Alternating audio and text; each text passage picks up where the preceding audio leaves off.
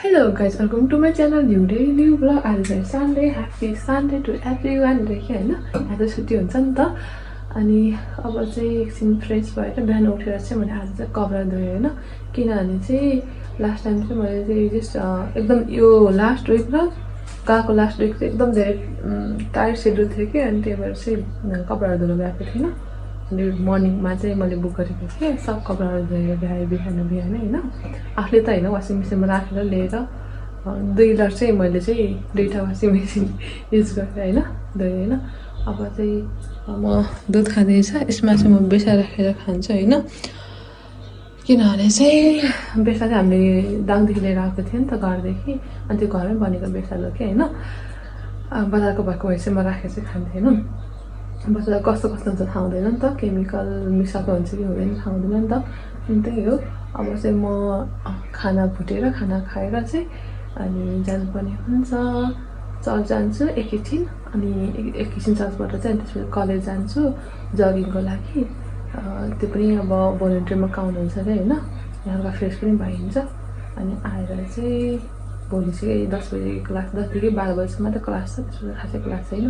अनि हामी clinical नर्सिङको exam आउँदैछ. त्यो इक्जाम दिनुपर्ने हुन्छ. प्रिपेयर गरेर गाइस त्यो रेडी भएर खानासाना बोकेर खाएर रेडी भएर जानुपर्ने हुन्छ. मेरो भिजोक भएको छ यो पेनको चाहिँ यहाँबाट डन्डी फुत्केर हैन. ट्याक्क घिउ राखौँ.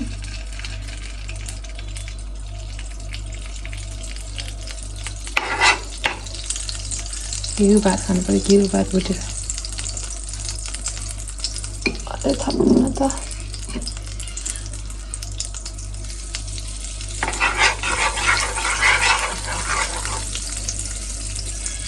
ढ्याक्क लाएर यति बेसी हाल्छु. तितो हुन्छ फेरि.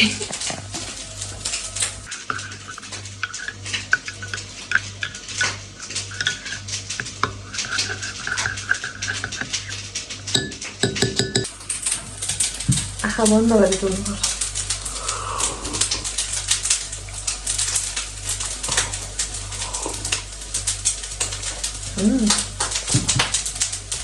खानु पर्यो. मलाई खानु सक्दैन जस्तो लागिरहेको थियो. अब यसरी खानु पर्यो कि अलिकति अलि स्ट्रङ हुनु पर्यो. अलि स्ट्रङ हुनु पर्यो. घिउ भात आँपको अचार एन्ड दिस भ्यू.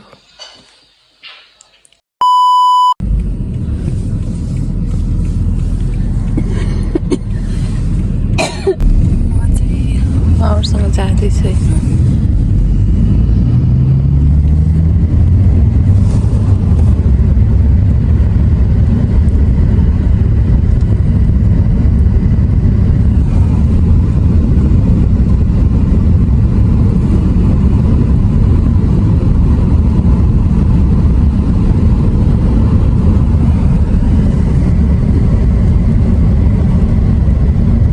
म चाहिँ होइन भोलिन्टियर गरेर आएँ चर्चबाट. अनि चाहिँ कलेजमा चाहिँ हामीलाई चाहिँ जगिङमा लाग्दैछ. अनि हामीहरू जाँदैछौँ.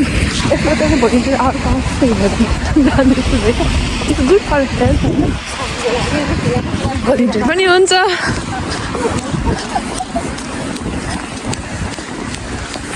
त्यही हो गाइस. 5 किलोमिटर हामी चाहिँ हाम्रो घरको नजिक पुगेर पनि मोटरनेटको बाटो हुँदै जाँदैछौँ. And we are here. 2 minutes running, 2 minutes walking. त्यही हो गाइस. हामी चाहिँ कलेजबाट होइन रनिङ गर्दै पहिला फर्स्टमा वार्म अप गऱ्यो.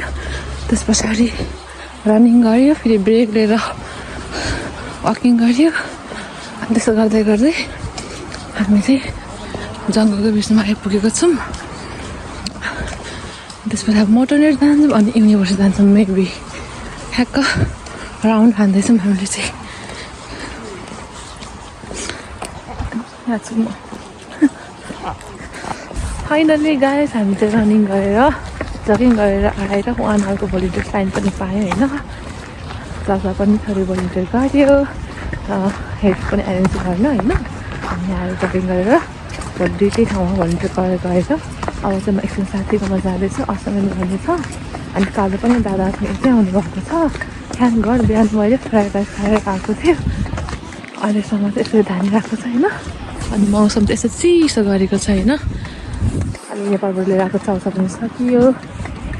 अब चाहिँ थोरै सामान आउँदैछ, त्यसरी चाहिँ चाउचाउहरू चाहिँ मगाउँछु। अनि अमृत जसरी खानु पर्ने हुन्छ गाइस यस्तो चिसोमा चाउचाउको सुप सम्झिँदा पनि कस्तो मजा लाग्छ। मोमो कति मिठो हुन्थ्यो होला, समोसा छोला ओ माई गड सम्झिरहनु कति लाग्छ। पुरी तरकारी सम्झिनु मात्रै हो। त्यही हो गाइज। अब यसको साथीको अगाडि असाइनमेन्ट गरेर घर फर्किनु पर्ने हुन्छ। आज साथीकोमा चाहिँ आएको नि त असाइनमेन्ट गर्न चाहिँ होइन। अनि ठ्याक्क उसले चाहिँ यो कुराहरू बनाएको रहेछ। अनि यहाँ छ उसको नेवारी खाजा सेट, बट मासु पनि हुन्छ। मासु त छैन बिकज म भेजिटेरियन हो नि त। अनि उसले पनि मेरो लागि भनेर उसले पनि खाएको छैन।